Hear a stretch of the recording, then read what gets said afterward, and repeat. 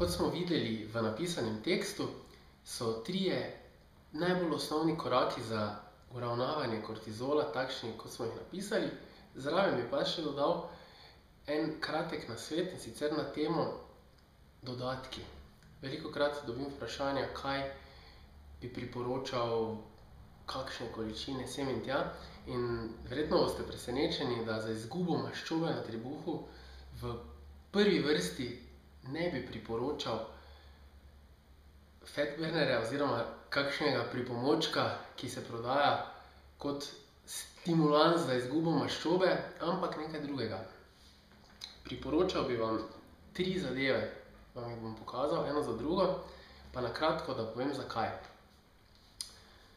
Kortizol je stresni hormon in naše nadledvične žleze izločajo stresne hormone v stresnih situacijah, sicer pa je raven kortizola takšna, da je zjutraj, takšna bi morala biti, velikokrat pa ni. Zjutraj je visok nivo kortizola, zvečer nizek nivo kortizola.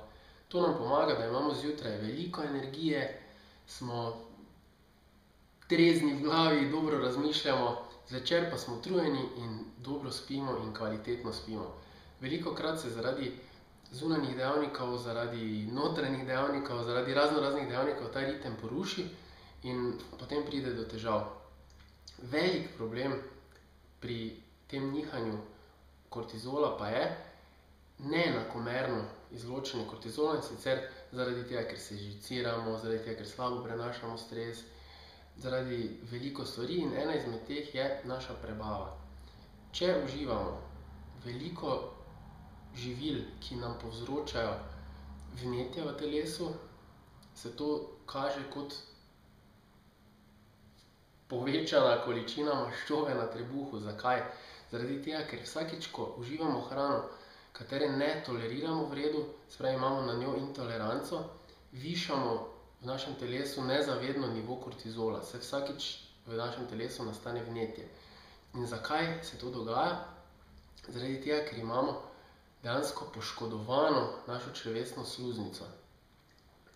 Propušča delce hrane, ki jih ne bi smela, in ko ti pridejo v naš krvni obtok, dejansko spodbudijo imunsko reakcijo oziroma odziv imunskega sistema v telesu, in ko nastane to vnetje in tako dalje, vse skupaj, telo izloča kortizol, zato da ga zniža. Kortizol kasneje slabša občutljivost celic na inzulin in tako potem nastane večji obseg pasu oziroma maščoba na trebuhu. Zato v prvi bojni liniji od dodatkov jaz priporočam L-glutamin, vsi ga poznamo.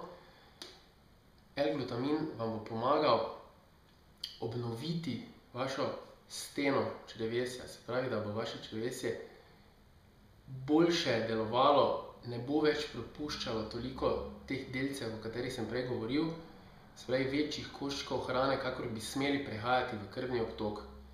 Na 3 dni se celice regenerirajo oziroma zelo hitro se regenerirajo, in če jim boste dovajali energijo in hrano, da se lažje regenerirajo, bo to pripomoglo k temu, da bo vaše črevo manj propustno, kakor bi smelo biti. Drugi korak je, da dodajate, kot smo že napisali v tekstu, omega-3, se pravi maščobe omega-3 imamo v obliki ribjega olja, pol pa so tudi še rastlinske oblike omega-3, ampak omega-3 iz ribjega olja je v bistvu najbolj močno protivnetno delovanje ima. Tako da tega vam priporočam kot dodatek za to, da umirite, ublažite to vnetje, ki nastaja v vašem prebavnem sistemu, in zaradi tega, kot smo rekli, spet poviša nivo kortizola.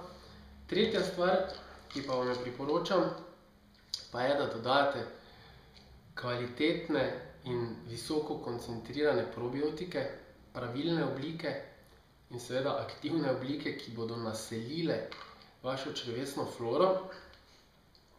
To pomeni, da organizmi, ki živijo v vašem črevesju oziroma v našem telesu, živijo z nami v sožitju, in snovi, ki jih te bakterije izločajo, so dejansko snovi, ki so za nas nujno potrebne za optimalno funkcioniranje.